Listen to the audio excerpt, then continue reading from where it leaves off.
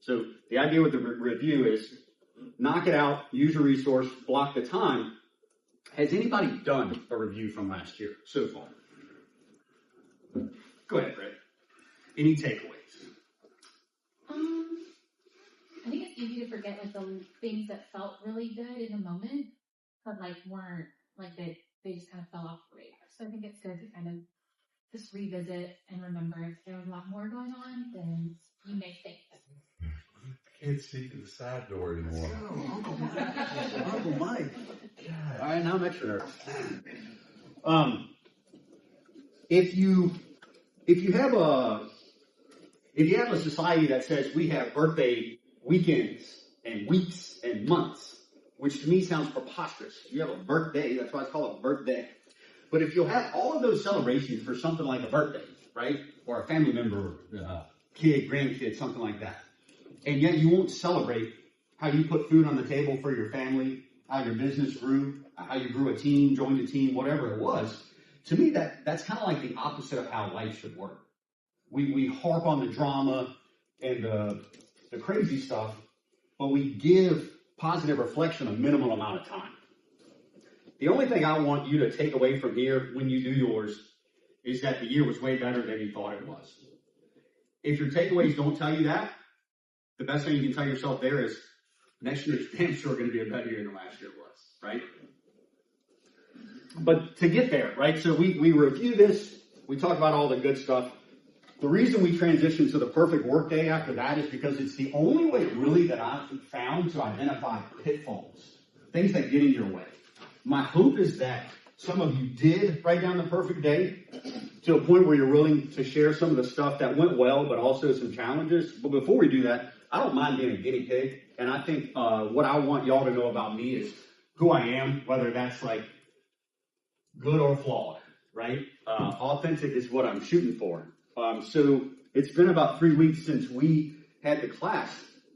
The first week, my youngest son got sick. The second week, my oldest son got sick. And Monday, I went down. I feel like crap right now, but like, we're making it happen. And with the dynamic of my family right now and the blessing of my team, usually when something happens with the family, I'm kind of the first line of defense. I'll be honest with you, I hate it. Because I don't like neglecting obligations outside of that, but my first loyalty is to my family. So typically it's like, okay, what does Jen have going on? Okay, I'm staying home with the boys. Instead of giving in and just staying home with the boys, the team will tell you, I brought them with me. You know, I didn't have them grueling days in real estate or anything like that, but I took them around a little bit here and there. And what I noticed that came from it was that they were able to see me in kind of work mode. They developed an appreciation for what I do. I even had my son shoot a featured video for a listing that we've got up in King George. He was happy to do it, which I thought was crazy. I would never do that at his age. But the idea is, no matter how you design your perfect work day, something is going to get in the way. I'd love it if you got to a point where you learn to treat derailments like an old friend.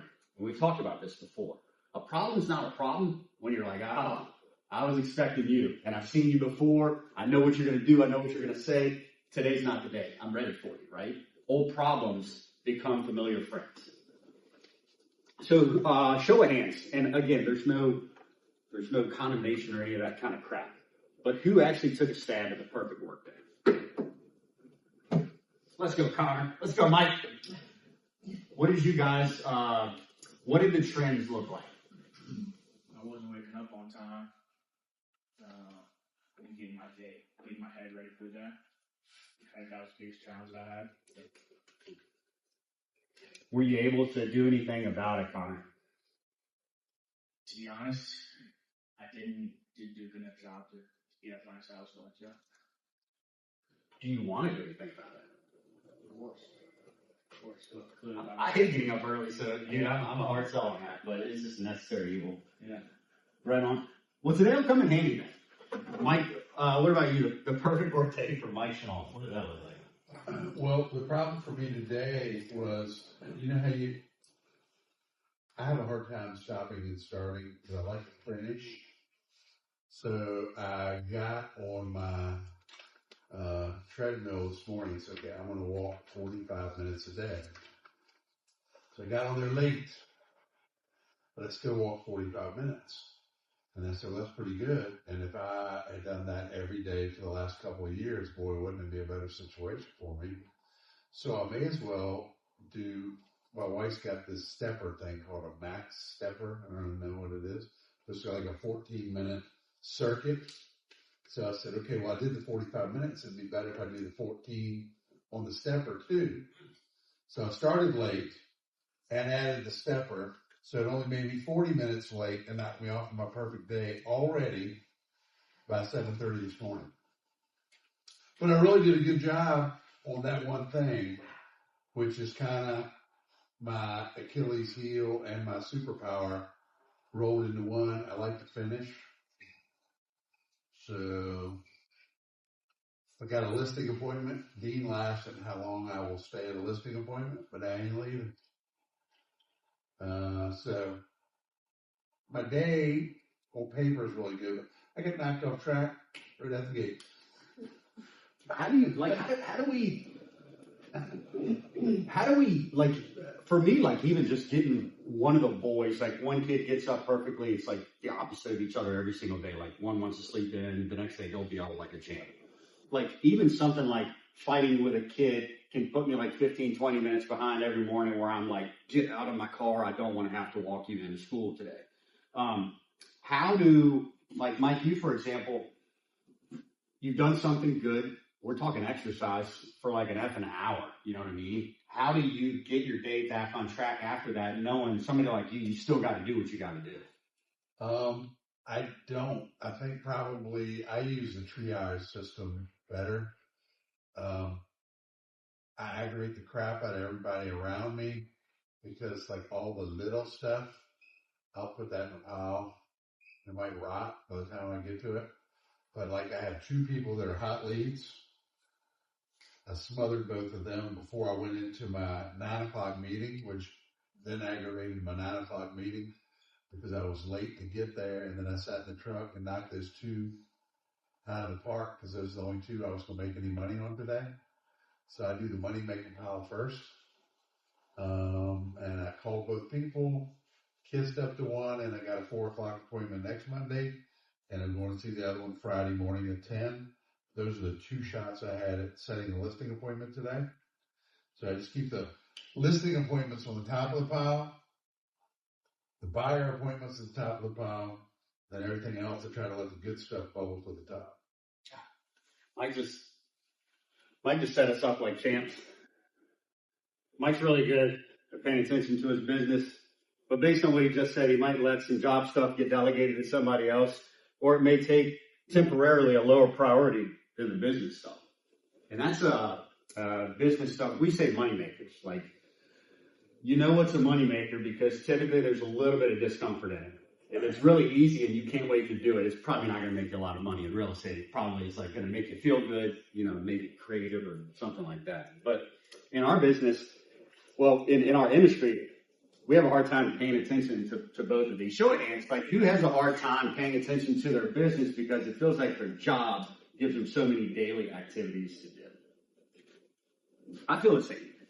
I think what Mike said, maybe without not even meaning to it, it's like at the end of the day, you're never going to have a perfect day. Every perfect day is going to get derailed. And what kind of systems do you have to develop priority? How can you develop priority when you have a day of madness? Because it's going to happen, especially if you're successful in this industry. I think the best way to do it is the old Brian Buffini analogy, and that's to fill your bucket the right way. I've said for a lot of years that my family is the most important thing to me. I would not be where I am in real estate if it wasn't for my wife, because she took a big gamble on me at the end.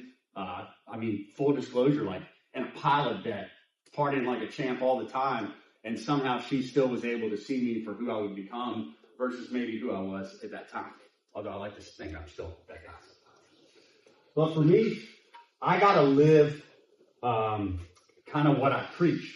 And I cannot make my family the most important thing if everything I show is that they're pebbles or sand in my priority bucket, you know? So coaching sports, taking the boys to school every morning, getting them ready, bedtime. I try to be at bedtime at least 5 nights a week. Those kind of things are they're my big stones, and they go in there because they have to. And I'll tell you, I put them in there because I feel like my life would look much worse without those big stones. You know what I mean? So think about yours. You don't have wife and kids, that's okay. You still got some big stones in there somewhere. My medium stones, though, used to be a lot of business stuff. It's transitioned more into like self-care because as you transition into mentorship and coaching and stuff like that, roles change. So for me, this is more personal goal setting, taking care of myself, making sure I'm growing, physically and mentally. Small stones, for me, I have a lot of small stones, and they're all business related. What I'm not going to do is I'm not going to put so many of these in here and here that I can't fit any small stones in it, that I can't fit any pebbles in it, that I can't fit any sand in it. But the problem with most realtors, and if you feel like you do it, that's okay, right? We're here to confront it, adjust to it, and maybe make a change if we need to. The problem with us as realtors is we love the pebbles and sand stuff. We love the stuff that it's kind of flashy, it gets you some attention, but it rarely results in a paycheck. And I think in real estate, you're only having fun for so long if you're not making paychecks. Maura, you worked for Special Olympics before, and you're an amazing person for doing that, and I've met a lot of people over there. It's definitely an environment that I think a certain heart is meant to be in, you know what I'm saying? Yeah. But at the end of the day, don't get it twisted. We gotta make some money here, right? Depending on where you want to go in life and what you want to do. So pebbles and sand. This is hard, but in our industry, what could be some pebbles and sand type of activity? I'm intentionally not going to answer this one, so it could get awkward for like a couple minutes, which would be terrible for y'all. Huh? Brittany said that because she knows that's what I want to hear. I know what answer you want. I think social media is more of a pebble than sand, for sure. We have room here. We need to do it. If we don't do it, there could be a result. There could be a consequence. What else?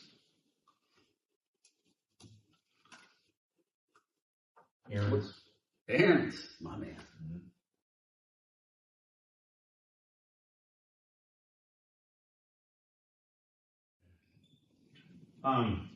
Quick duty activities.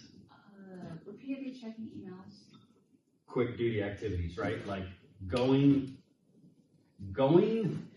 to get work to be given to you instead of running a schedule. What the hell do you think is going to happen if you check your email? Do you think you won the Publishers Clearinghouse and today's the day they let you know? What do you think is going to happen if you check email? So why do we do it so much? Why? K-Long is an anomaly. He is. He has fought technology, and I believe so far he is winning.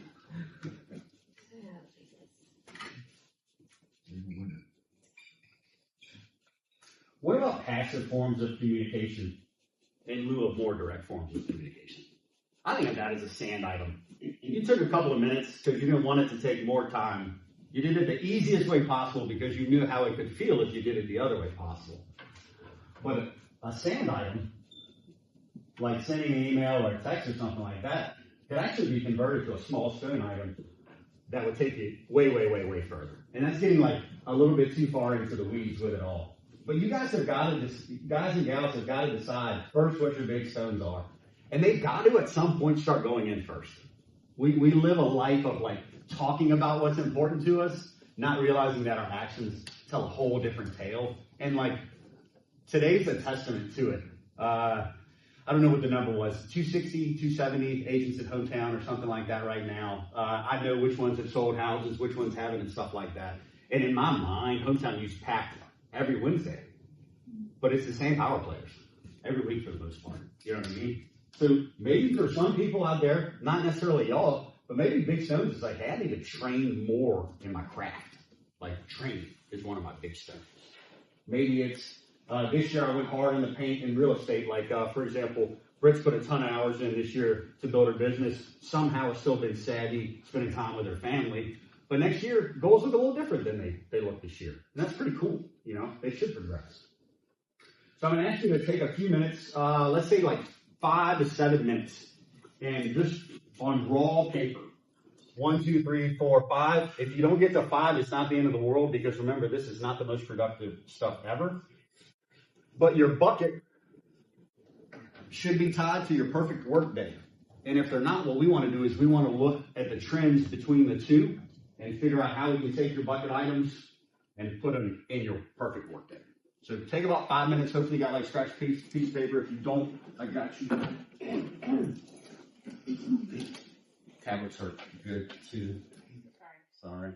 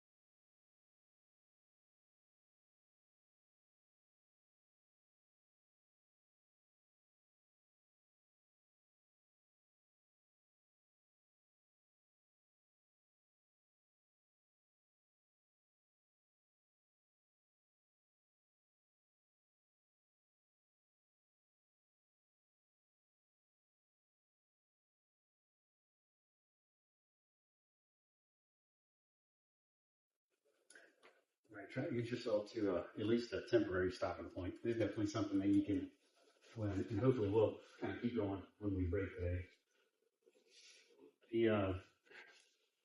The blessing of the buckets and giving yourself the headspace and time and to kind of determine what you want to go in, it's meant to kind of quiet the noise in your brain, kind of quiet some of the job stuff, and have you think about some of the greater stuff. And your business is one of those. You're going to have to do paperwork. You're going to have to schedule things. You're going to have to follow up on things. But we can't neglect our businesses in this industry because you don't have all that job stuff to do consistently if you don't develop some business systems. You'll have deals to work, but they'll come and go, typically in chunks. And that's kind of where not just the financial spikes in real estate happen, but in my opinion, some of the emotional spikes too. I've always tried to keep myself maybe more in like this realm. We're going to have some ups and downs, but it's less volatile. And I think sticking with the bland and boring big and medium stones has helped me a lot. Hopefully it'll help you too, but ultimately all I want you to do right now and when you break is to compare the two. You're going to need to write down your perfect day in order to compare it to what you want your bucket items to be. So get that done if you haven't gotten it done yet. If you haven't finished your bucket list, finish that too. My hope is when you analyze the 2 pieces of paper there, that this becomes very easy for you. Ultimately, goals come down to more or less. You don't have more time unless you create it, right? You also don't have less time unless you screw yourself out of it. So the triple R, what needs to be retired, what needs to be replaced, and what needs to be repeated. Be careful on the repeated. A lot of the things that are going to need to be repeated are not necessarily things that you love. So this repeat thing is not trying to find the most happy way to live life and do business and stuff. Some of the repeatable things in real estate, in my opinion, are just avoidable. I've been doing real estate this month for 17 years. I'm still not 100% comfortable getting on the phone with like anybody. Like my database, yeah. But somebody brand new that I've just met and maybe he's like a little bit aggressive and he's like 6'9", like 275 or something like that. You know what I'm saying? We don't know each other like that yet. So even at this point, I still have that fear. I'm okay telling you all that, right? But I know without fail, if I don't hit a certain number of calls with a certain quality of call, I will not hit my numbers. And I can't not hit my numbers, right? So in terms of repeating, for me, it's stuff like client appreciation events, hitting a certain number of calls each week, and making sure that I'm referring to my team. In terms of retiring, right, there's probably some stuff that you want to do less of. If you get to the retirement train, I just want you to think about, if I retire this, what would happen, right? Don't just be like, I'm sick of this. I said I was going to do it for a certain amount of time. It's not working. Be careful there. Things that need to be retired should be screaming at you. Like, you know, if you have something you need to just be done with. Replacing is probably the most common thing.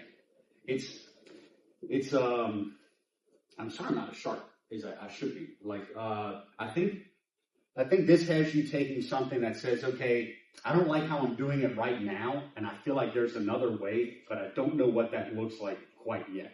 The beauty of that is if you feel like you've got a replace type item, these people in the room, certain agents at Hometown, or when you find it, because I'm pretty sure all y'all haven't found them yet, your truth teller is the best person to go with that. Hey, I'm thinking about doing this way. What do you think of that? Without a second party opinion that you have respect on, I don't know that this can work for you as well as if you're leaning on somebody. So what do you need to do more of? What do you need to do less of? Keep that triple R mentality in place. And that's strictly catering to these 2 things here. I'm going to skip I don't have my 2025 anthem yet. I told you at the first class a little bit about my 2024, but I just wanted to tell you why it ended up working for me, because the whole one word concept for me for a couple of years, I'll be honest with you, I thought it was kind of stupid. Like, I just didn't quite understand how you could rally behind one word. You can. It's just finding the word that's kind of the challenge. But last year, my word was invest. And everybody I've talked to they always think finances. And that certainly factored in because as a family, we had to make some smart financial decisions last year to help us go further. But investing, it started with me. Taking better care of myself, getting some rest here and there when like my body was telling me that's what I was needed, and then doing stuff that I enjoyed more, right? That meant working a little bit less and spending a little bit more time with buddies and my kids and stuff like that. Again, I'm really, really lucky that I have a good team because we kind of have buckets for those types of things to go in. But I need to invest in my family. I'm flying my son out to Texas next month to go to a Monday night football game, and we're going to take my dad. I don't see eye to eye with my dad. We are not tight. But at the end of the day, how the hell am I going to invest in my family if I'm picking and choosing the ones that I want to invest in? Plus, like I know if I take Hayden, me and Dad will behave ourselves. My team. We have a little bit of a different philosophy than a lot of other teams. We kind of have like that pizza and beer mentality where like we're going to comfortably hang out and have a good time. But if things get tense, we're just going to sit down and talk about it. Like nothing is that big of a deal when you have the right philosophy with your team. But if I don't invest in them, they'll know right away. If I'm not fulfilling my obligations, they'll know right away, right? And how can I expect them to do stuff based on their goals if I'm not even showing them an example of what following your goals looks like? I mean, we talked a little bit about finances. So just remember, like, the one word thing might sound weird. If it's a couple of words, that's okay too. But it should be pretty specific in the direction that you're going. But it might have some legs, right? Invest is a really broad term, but I was able to set specific goals for each of these and kind of stay, stay on top of them as possible. Number 6 is the most important thing. We don't like people to tell us the perceived bad stuff. Like if you were to go to somebody and say, hey, tell me one flaw that I've got. Like I feel like in this whole room, if I asked somebody, maybe 2, I feel like K-Long might do it. I know Croco would do it. Just because we're cool like that. But I think we're scared in society. Like we're scared to help people grow because we're scared like they won't like us for what we said or how we said it. A true teller is a permission-based relationship. It's I didn't underline the sugar for a reason. Like it's easy to get sugar out there. You know what I mean? It's not hard. The hot sauce is what we want though, right? Like the opportunities for growth. A good example of this that we used to do, I think Kevin's done this, is let people listen to you on the phone. What we do now in real estate is we go to a private sector for phone calls. Well, once upon a time, a real estate office was, hey, I heard you on the phone. First off, I'm going to steal that from you the next time I make a call that's similar, but why don't you try to do so-and-so when you get to that point in the conversation? Once upon a time, it was actually viewed as like, dude, thank you. That is exactly what I'll do next time. I think there's been like a changing of the guard where it's like, oh, you don't think I'm as good at my job as you are, so you're giving me advice. No, man, this stuff comes from a place of love. But what you got to do nowadays is you've got to get permission. So for your true teller, and you need one, you will go further with all of this if you have somebody as a partner. And please, please, please select one. But you have to give them permission. And my second request is tell them that you don't need toxic affirmations. Like, you don't need them. That's not the fuel that you're looking for. You're looking for opportunities to grow and nothing more.